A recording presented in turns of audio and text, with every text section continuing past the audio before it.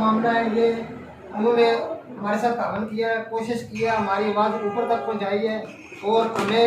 मुतमईन तरीके से एक डेट दी गई है जिस पर हमने कल वाला जो 11 फरवरी एहतजाज था इसको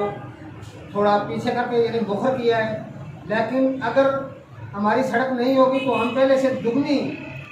यानी हमारे बच्चे, हमारी औरतें, हमारे मर्द तमाम सड़कों पर आने के लिए तैयार हैं। इस चीज़ पे बिल्कुल और अमन तरीके से आज हम वापस जा रहे हैं क्योंकि इंतज़ामिया ने मुकम्मल तौर पे इस चीज़ का नोटिस दे दिया है कि आपके इंतज़ाम आज किए जाएंगे। तो इंशाअल्लाह ये काम हमने 11 तारीख को दी थी, इसको हमने 1 महीने के लिए मुअत्तल कर दिया है और अगर हमारे जो मसाइल हैं वो हल न किए गए तो 11 मार्च को हम दोबारा सड़क पे उतरेंगे और वो एक दिन के लिए नहीं उतरेंगे बल्कि उसका ये होगा कि जब तक हमारे मुतालबात हल नहीं किए जाएंगे हम मुकम्मल तौर पे अपना एहतजाज जारी रखेंगे।